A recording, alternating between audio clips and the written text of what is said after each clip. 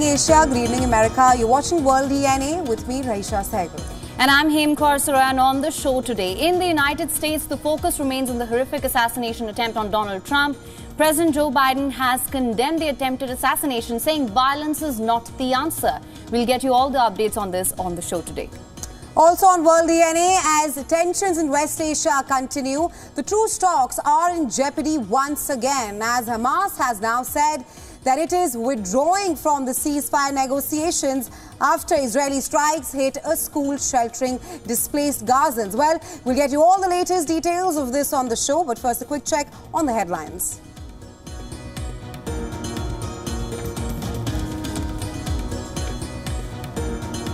U.S. President Joe Biden calls on Americans to lower the temperature following the attempted assassination of his political rival, Donald Trump.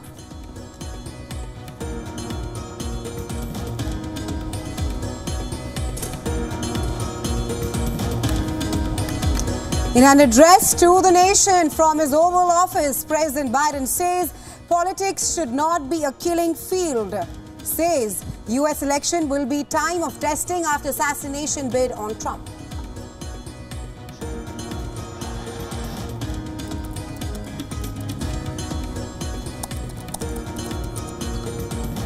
Former U.S. President Donald Trump arrives in Milwaukee for the Republican National Convention a little more than 24 hours after he was wounded in a failed assassination attempt, according to his son Eric Trump.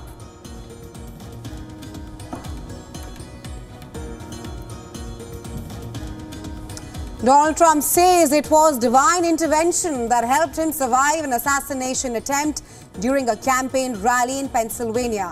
Calls on Americans to unite.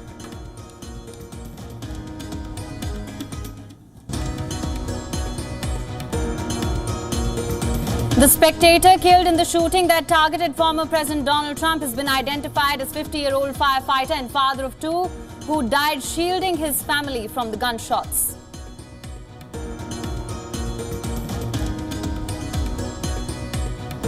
Hamas officials says the group is withdrawing from Gaza. Truce talks as Israeli bombardments hit a school a day after a deadly strike targeting the militant commander Mohammed Deif.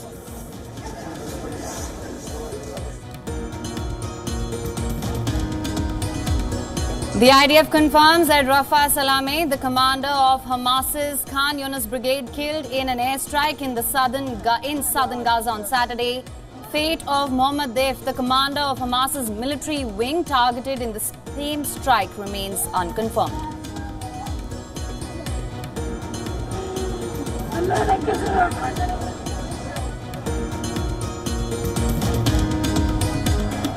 Substitute Mikel Oyarzabal's 86th-minute goal helped Spain defeat England 2-1 to win Euro 2024. It is a record fourth European Championship title for La Roja.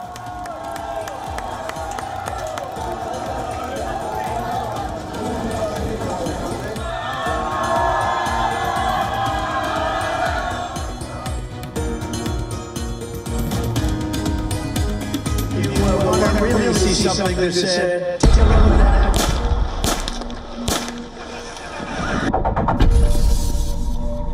Miraculous escape as a bullet grazes Trump's ear. Assassination attempt, say investigators. Biggest test for FBI after the Ronald Reagan case. What's the motive? Who's playing evil games with the US election process? And what's the bigger fallout on the election road ahead? Was a sniper from outside of the venue. WION tracks every angle, every dimension.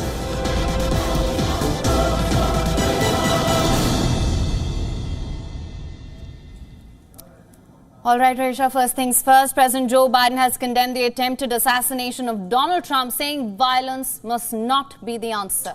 In an address to the nation from the Oval Office, Biden said Americans should lower the temperature in their politics. Take a listen. My fellow Americans, I want to speak to you tonight about the need for us to lower the temperature in our politics. And to remember, while we may disagree, we are not enemies. We're neighbors. We're friends, co-workers, citizens, and most importantly, we're our fellow Americans. We must stand together. The president asserted that the political rhetoric in the country has gotten very heated and it's time to cool it down. Biden also recalled the attack on former Speaker Nancy Pelosi's husband last year and the alleged kidnapping plot of Michigan Governor Gretchen Whitmer. Biden noted in this situation the upcoming elections will be a time of testing. But politics must never be a literal battlefield, and God forbid, a killing field. I believe politics ought to be an arena for peaceful debate, to pursue justice, to make decisions guided by the Declaration of Independence and our Constitution. We stand for an America, not of extremism and fury, but of decency and grace. All of us now face the time of testing as the election approaches. And the higher the stakes, the more fervent the passions become. This places an added burden on each of us to ensure that no matter how strong our convictions, we must never descend into violence. In his speech, Biden expressed his condolences to the family of the victim, Corey Comparator, who was killed at the rally. He also spoke about the ongoing investigation, noting that the motive of the shooter is still unknown. Earlier today, I spoke about an ongoing investigation. We do not know the motive of the shooter yet. We don't know his opinions or affiliations. We don't know whether he had help or support, or if he communicated with anyone else. Law enforcement professionals, as I speak, are investigating those questions. This was Biden's third use of the Oval Office to comment on issues of major importance since he took power in 2021.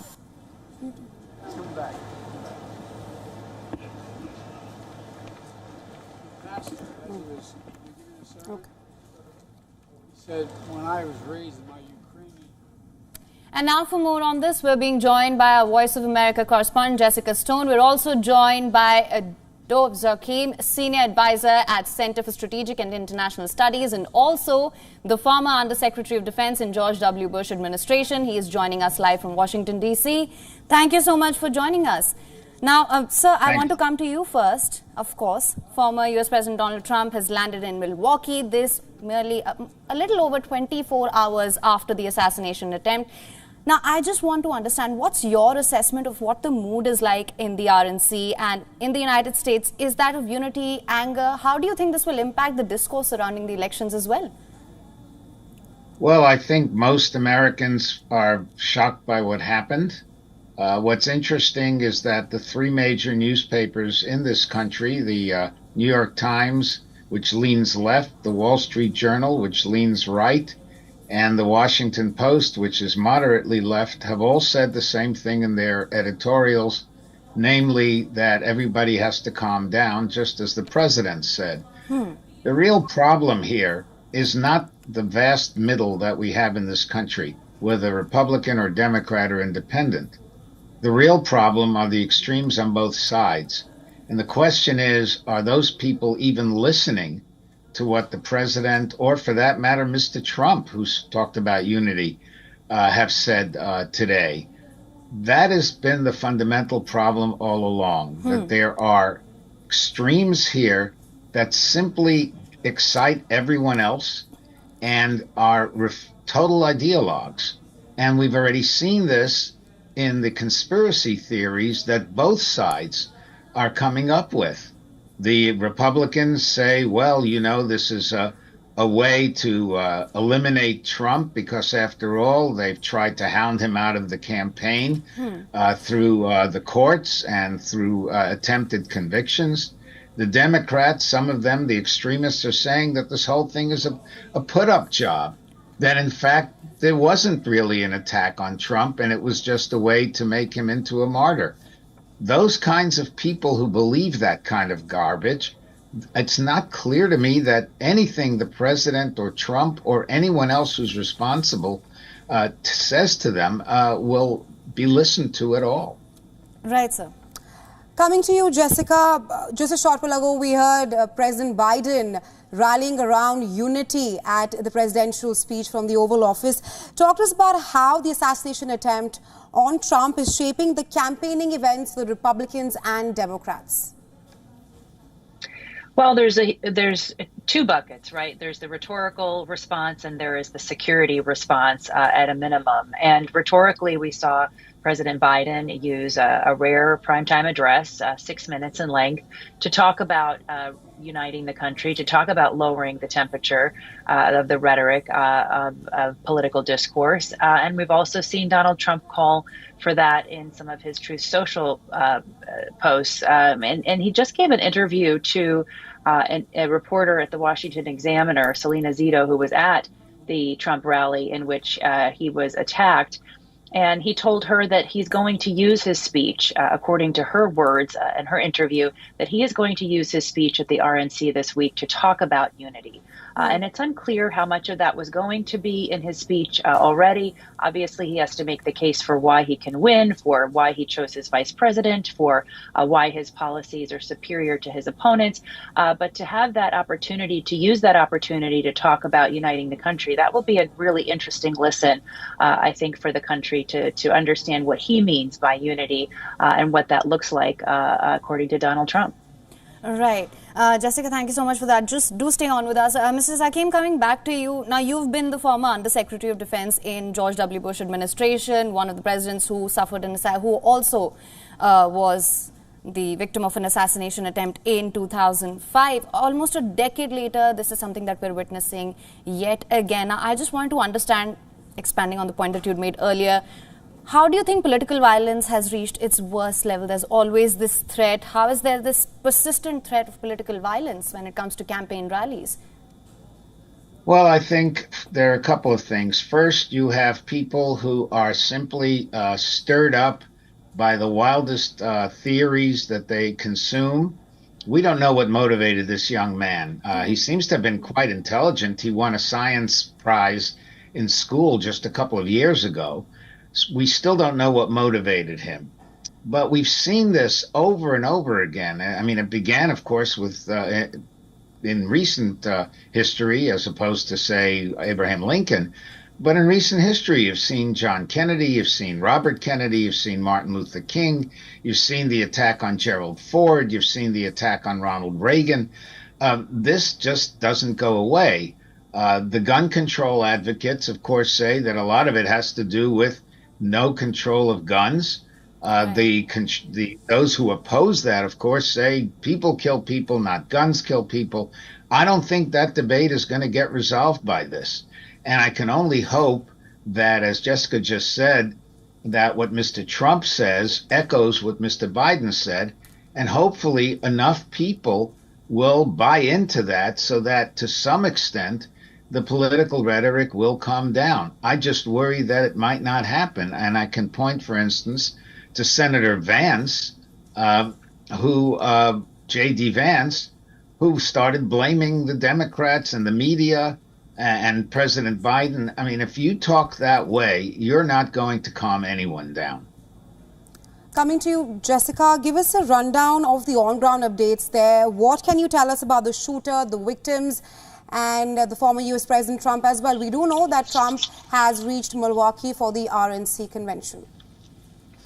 Yes, and he explained why he sort of reneged on his initial reaction, which was to take a 2-day break and come later. In a Truth Social post, his competitor, of course, to Twitter, after having been kicked off Twitter during his administration, he says simply that he doesn't want to give the victory to the shooter and to let him and the actions that he took interrupt the presidential campaign for the presumed presidential nominee, Republican nominee. He did have the bullet graze his ear. He was treated medically, but he has expected to speak Thursday night at the RNC convention, take the nomination, announce his vice president. And in terms of what we know about the suspect, we've heard a little bit there from your other guests, but he's a 20-year-old young man by the name of Matthew Crooks. Authorities believe that he acted alone, that he used an AR-style semi-automatic rifle that was purchased illegally by his father, that he had bombs in his car, that he had explosives in his car that have been found. And so it's unclear what else he was planning to do, how he was planning to use those explosives, if he had other weapons on him at the time. We still have a lot to learn about this young man. People have described him from his neighborhood and his employer as someone that was nice and quiet. Others from his high school experience say that he was bullied, that he was a loner. And so we're trying to piece together what this young man was like, what he was influenced by, and what would lead him to climb up the side of a building and try to shoot a presidential candidate. So a lot left to be on the offing. And President Biden has ordered an investigation. He called it an independent investigation. Right. It's unclear who will administer that investigation. But there are already a congressional investigation that has been ordered. And of course, the FBI is investigating the full extent of what happened. There's also been independent calls for an investigation of the Secret Service itself, what failures it had, not having its own sniper on that roof that day.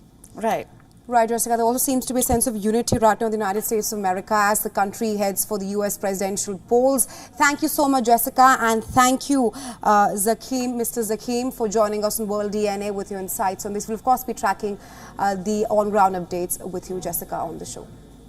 Of course. Thank you very much. All right. Now, Thomas Matthew Crooks, that is the suspected shooter in Donald Trump's attempted assassination. The FBI identified the 20-year-old as the subject involved in the shooting. Right, Haim. Now, the investigation is ongoing as the motive behind the attack is still unknown. Crooks was killed by security officials after he opened fire at the former U.S. president. He reportedly positioned himself 130 yards away from the stage at Butler Farm showgrounds where Trump was addressing the rally. As officials seek to understand Crooks' motivations, this is what we know about the gunman. Former schoolmates have described him as a quiet student who often came across as lonely. A classmate said he seemed socially reserved and recalled that he had been often bullied. But he did not recall hearing him discuss politics or Trump ever. No, I didn't have any classes with him. My only interactions with him were just seeing him in school. I mean, he was bullied, sat alone at lunch. I mean, he would sit alone at lunch. I mean, he was just an outcast, and you know how kids are nowadays. So they're going to see someone like that, and they're going to target him because they think it's funny or whatever. So it's the best way I can describe it. It's honestly kind of sad. Now, according to the FBI, the shooter is believed to be working alone, but his political leanings are unclear. Public records show Thomas Matthew Crooks was registered to vote as a Republican, but made a small donation to a Democratic-aligned group in 2021. According to reports, Crooks had been working at a nursing home, and the organization was shocked to hear of his involvement in the shooting. The FBI has stated that they are investigating the incident as an assassination attempt and also a potential domestic terrorism act. The FBI has also said that the gun used in the shooting was an AR-style semi-automatic rifle, which was bought legally. Investigators believe the weapon was bought by Crooks' father. Following the incident, investigators found a suspicious device in Crooks' car, which was inspected by bomb technicians and is now being analyzed. They noted that the suspected explosive device have been collected as evidence. Officials are now in the process of searching Crooks' phone.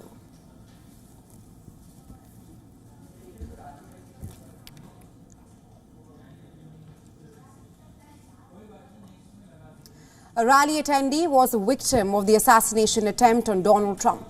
The spectator has been identified as Corey Comprator, who died shielding his family from the gunshots. Comprator was a 50-year-old firefighter and a father of two.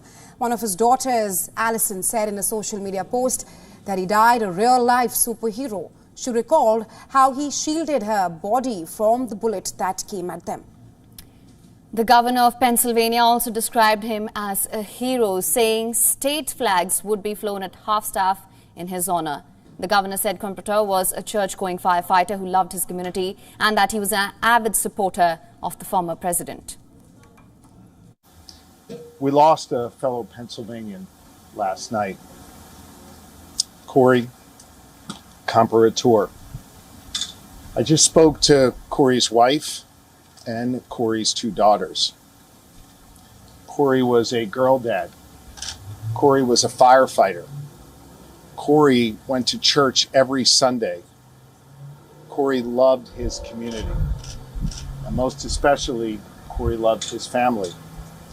Corey was an avid supporter of the former president and was so excited to be there last night with him in the community. I asked Corey's wife if it would be okay for me to share that we spoke. She said yes. She also asked that I share with all of you that Corey died a hero, that Corey dove on his family to protect them last night at this rally. Corey was the very best of us. May his memory be a blessing. 2 other victims were left critically injured in the shooting. They have been identified as 57-year-old David Dutch and 74-year-old James Copenhagen.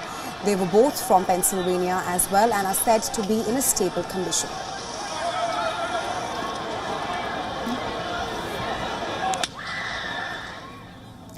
It was divine intervention that helped me survive. This comes from the US former President Donald Trump after an assassination attempt on him during a campaign rally in Pennsylvania. The shot had hit his right ear, leaving his face streaked with blood. The 78-year-old urged fellow Americans to unite in not allowing evil to win. He reasoned that it was God alone who prevented the unthinkable from happening. Trump's campaign said that he is doing well. The former president spent Saturday night at his private golf club in New Jersey's Westminster. On Sunday, the former president arrived in Milwaukee to attend the Republican National Convention. He is due to receive his party's formal nomination at the convention, kick-starting today.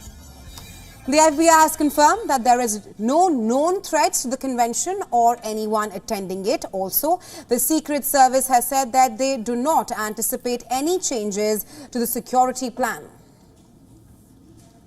We will continue to assess the security environment and adapt our security measures as appropriate. The Secret Service is working diligently with the Milwaukee Police Department, as well as all of our federal, state, and local partners to ensure a safe and secure convention for attendees, volunteers, and the city of Milwaukee.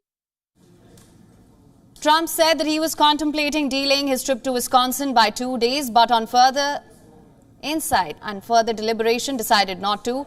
In a post on social media, he said, and I'm quoting, "I have just decided that I cannot allow a shooter or a potential assassin to force change to scheduling or anything else." The convention will feature televised speeches by Republicans, including Trump's choice for yet-to-be-announced vice presidential running mate. They will highlight the party's stance on key issues this election, including abortion, immigration, and the economy.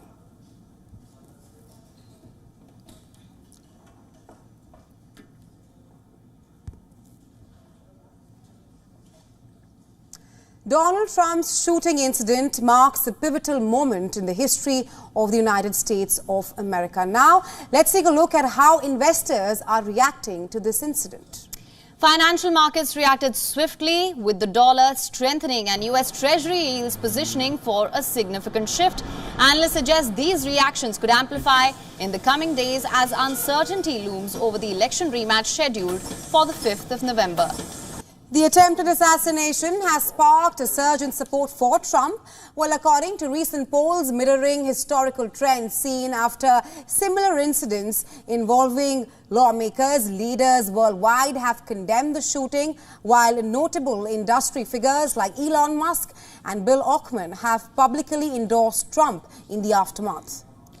This endorsement, alongside market expectations, are more pro-market administration under Trump has further boosted investor confidence, driving stock prices to new highs.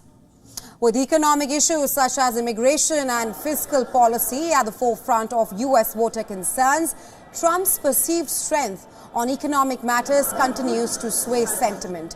Experts are anticipating a continuation of current economic policies under a potential second Trump administration, including extended tax cuts and potentially looser regulatory frameworks. As markets adjust to the unfolding political landscape, the implications of this incident on the future of the election and economic policies that remain central to investor outlooks.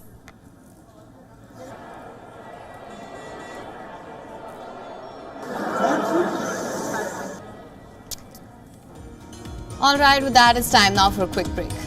But don't go anywhere. On the other side of World DNA, we'll get you our story from our continuous coverage of the Israel-Hamas war, where Hamas has said that they are withdrawing from the truce talks. It follows the killing of at least 15 people after Israeli strikes on a school sheltering displaced Gazans.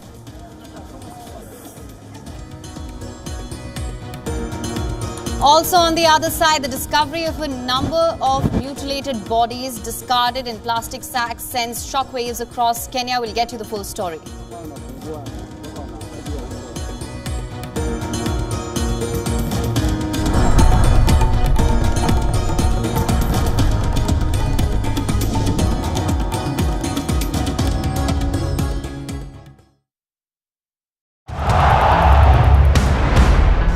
Everyone loves a contest.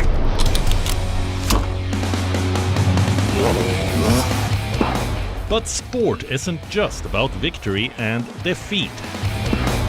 When the GOATs in sport speak, you hear it first on WION.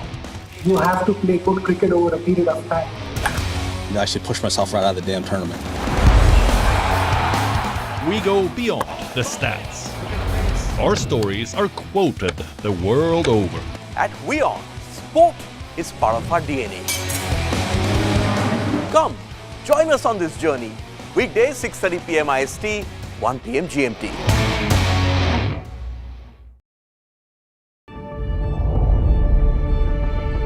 The Earth is sending distress signals. Wildfires, droughts, and melting glaciers. Can we reverse the damage? Explore the harrowing effects of climate change. It's a wake-up call. Global emergency. Climate Tracker on WION World is One.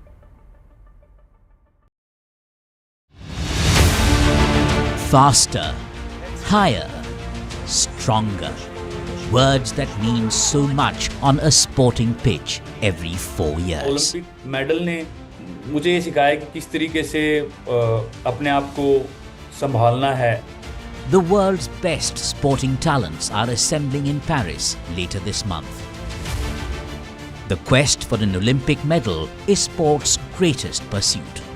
I think people are looking at the Olympics with a lot of hope. More than 200 countries all coming together. The Olympic Games return to the French capital after a century. There's not really any cities that compare to it. Catch all the build-up to the Paris Games on WION World is One.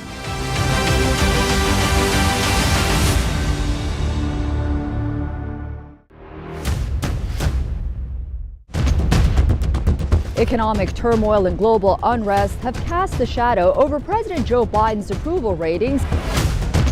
The rockets are continuing to be fired by Hamas in Gaza, although at a slower rate than previously. So, right now, we are with the volunteers from the Aleppo municipality. They are still trying to go to the rescue for the people they can find out. India has emerged as a major diplomatic force at the world stage. The rising cost of living in Nigeria continues to impact citizens from all walks of life. The citizens of Gujarat witnessed a mega roadshow here in the city of Ahmedabad. China is South Africa's largest trading partner for 134 years straight. A domestic aircraft carrying 72 people on board crashed in Pokhara city in central Nepal.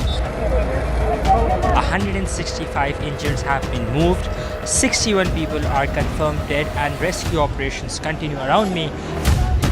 After receiving an entire season's rainfall in a span of 48 hours, Chennai city has literally been brought to its knees.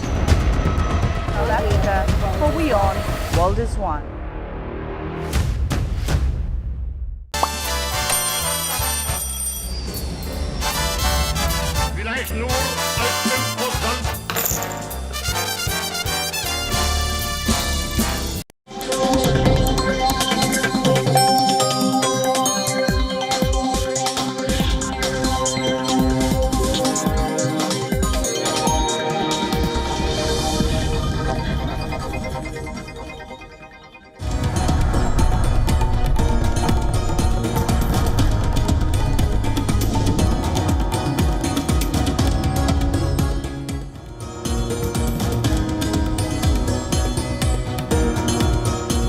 You're watching World DNA with me, Raisha and Haim. There's lots lined up on the show, but first a quick check on the headlines.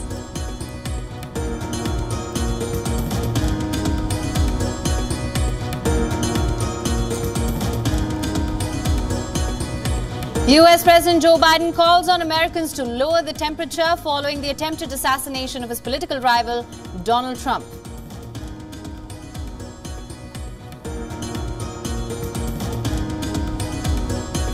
In an address to the nation from his Oval Office, President Biden says politics should not be a killing field.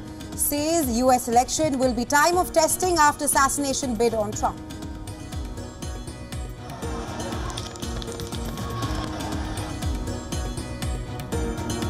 Former US President Donald Trump arrives in Milwaukee for the Republican National Convention a little more than 24 hours after he was wounded in a failed assassination attempt.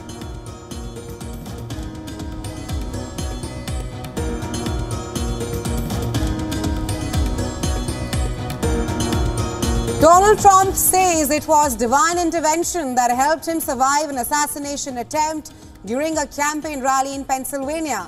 Calls on Americans to unite.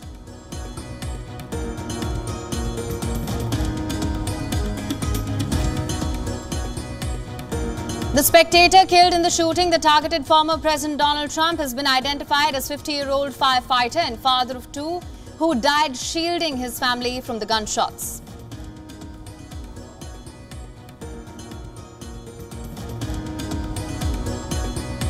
The Hamas official says the group is withdrawing from Gaza through talks as Israeli bombardments hit a school a day after a deadly strike targeting the militant commander Mohammed Deif.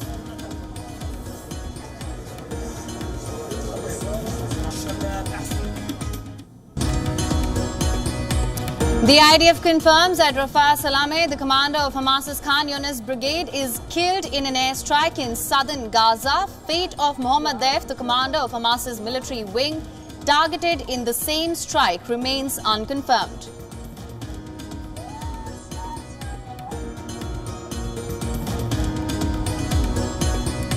The China-Russia joint C-2024 military exercise begins at a military port in Xinjiang. The Chinese and Russian naval fleets will conduct exercises in the sea and airspace, including anchorage defense, joint reconnaissance, and early warning.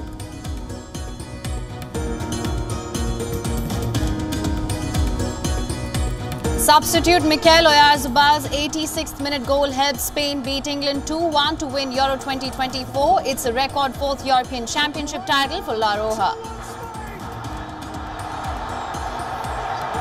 Full football nation has come to the party and danced the most beautiful dance.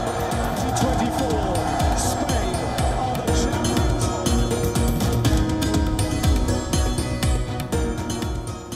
As the Israel-Hamas tensions continue to soar, the militant group has now said that they are withdrawing from the truce talks. Now, it follows the killing of at least 15 people after Israeli strikes hit a UN-run school sheltering displaced Gazans. Most of the killed include women and children. The attack was launched a day after the targeting of Hamas's Khan Yunis commander, Mohammed Deif. As per Hamas officials, the UN-run school in Nusayrat camp came under indiscriminate Israeli bombardment on Sunday. They said that 2 missiles targeted the upper floor of the Abu Arban school, which was housing thousands of displaced people. However, the IDF claims to have been tipped off about the presence of Hamas militants in the school. The Israeli military also said that it took several steps to limit civilian casualties, including the use of precise munitions and intelligence. We entered the classroom and all of a sudden they were carrying down my sister, hit in her head. She was dead. My young sister and Mahmoud were lying on the ground. They all were martyred and my mother was injured in her head. All were lying dead on the ground with blood. Oh God. Meanwhile, Israeli Prime Minister Benjamin Netanyahu has said that it is unclear whether Hamas military chief Mohammed Deif and his deputy Rafah Salameh were killed in the strikes in Al-Mawasi. However, he maintained that Israel will, and I'm quoting here, get to the whole leadership of Hamas. Sunday's statement, it's a U-turn from an earlier claim where the IDF confirmed killing Deif.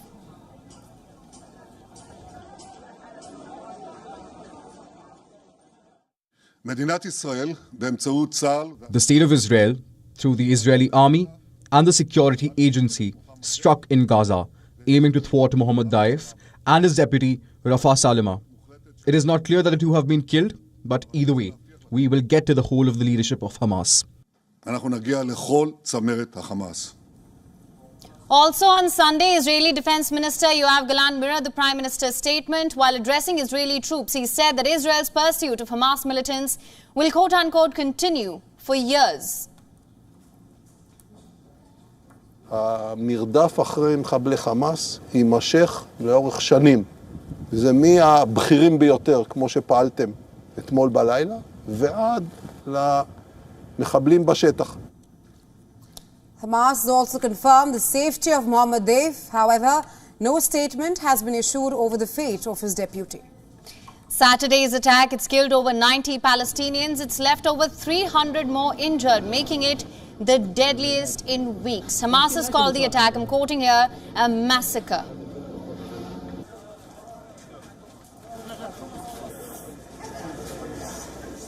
Israeli strike on Khan Yunis in Gaza on Saturday that Palestinian officials said killed dozens was targeting Hamas's 58-year-old military leader Mohammed Deif. That's according to the Israeli military, which said it is still assessing the result of the strike, which Hamas said was not targeting its leaders. Deif, seen here in this undated photo, is an elusive figure who has rarely spoken and never appeared in public. An Israeli security source said he is one of the planners of the October 7th raid on Israel. Deif is believed to have been directing military operations from the tunnels and back streets of Gaza, following Israel's counterattack as well. He rose up the Hamas ranks over 30 years, has topped Israel's most wanted list for decades, and is held personally responsible for the deaths of dozens of Israelis in suicide bombings. Deif has survived at least 7 Israeli assassination attempts, including this one in 2002 in Gaza City. Hamas sources say he lost an eye and sustained serious injuries in one leg in one of the assassination attempts, while his wife and 2 children were killed in an Israeli airstrike in 2014. Meanwhile, Yemen's Houthis conducted 2 military operations, one in the Gulf of Aden and one in Eilat, at the southern tip of Israel on Sunday. Houthi military spokesperson Yahya Saree said that the group targeted Israeli ship MSC Unific in the Gulf of Aden with ballistic missiles and drones. Additionally, the rebel group also attacked military targets in Eilat with drones. They attributed the attacks to the Israeli bombardment in Al-Malwa.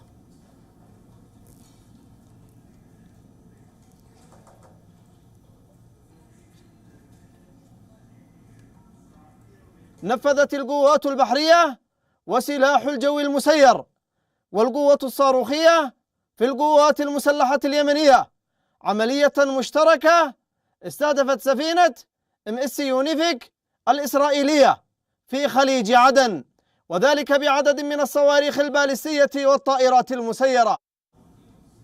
All right, let's shift our focus now. The discovery of a number of mutilated bodies which were discarded in plastic bags that sent shockwaves across Kenya. Well, this incident took place on Saturday and the bodies were unearthed a day after the Kenyan police chief resigned over his handling of the anti-government demonstrations in the country. Kenya's police watchdog said it is investigating if there was any police involvement in the gruesome discovery of the bodies in the Mukuru area in the south of the capital. On Friday, police said that the severely mutilated bodies of 6 women tied up in plastic bags were found in rubbish-strewn waters of an abandoned quarry. The Independent Police Oversight Authority later said that the remains of at least 9 people were recovered, 7 of them female. The dump site where the bodies were found was less than 100 meters from a police station. The IPOA is also looking into claims of abductions of demonstrators who went missing after widespread anti-government protests, which turned deadly on Saturday. Media reports spoke about more bags containing human remains being recovered at the Mukuru site. Citizen TV reported that police fired in the area as tensions rose, but this could not be immediately verified.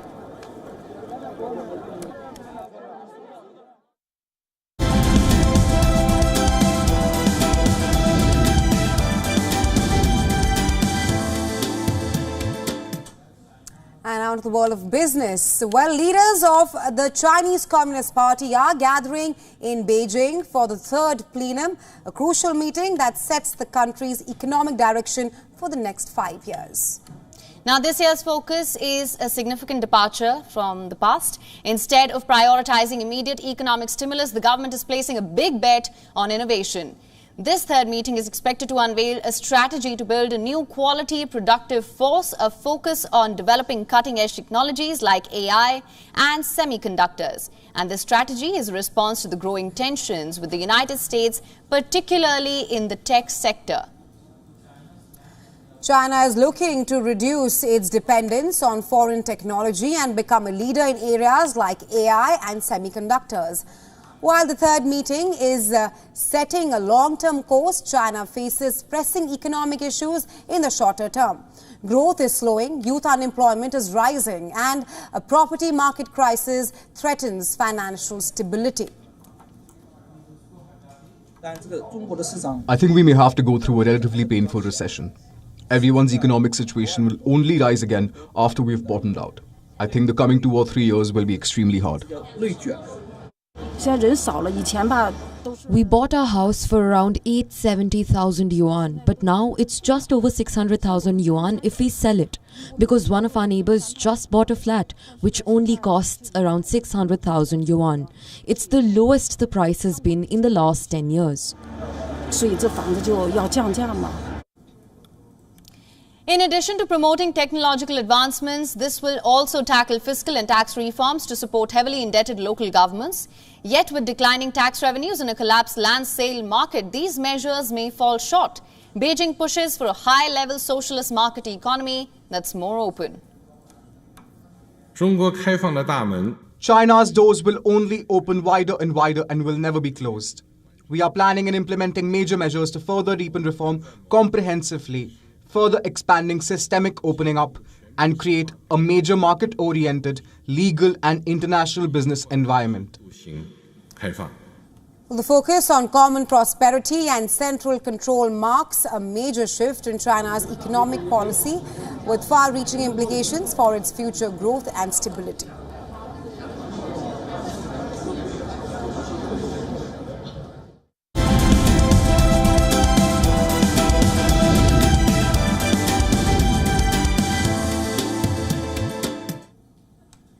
All right, on to updates now from the world of technology. Whistleblowers from OpenAI have filed a complaint with the United States Securities and Exchange Commission.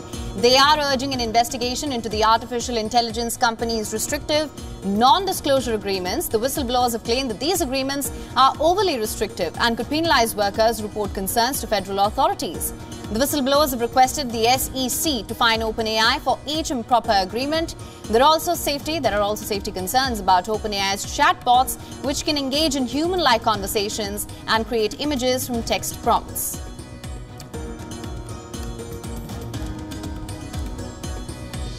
Researchers at the University of Cambridge have discovered a new use for AI. They believe AI can help in detecting Alzheimer's disease in its earliest stages.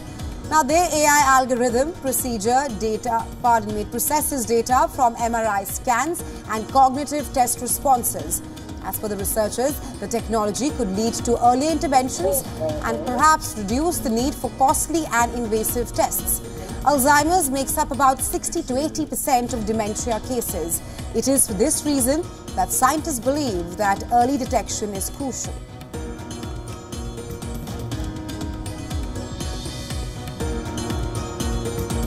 A team of scientists travelled across the Atlantic Ocean for the UK's National Oceanography Centre, which is making use of AI to study the oceans. The scientists are using new technology that includes AI-powered plankton monitors to identify plankton in real time. Plankton are important markers for measuring ocean health. Additionally, the findings from this program could influence climate change policy decisions. Global warming, it's recently caused extreme weather conditions, including heat waves, droughts, and wildfires worldwide.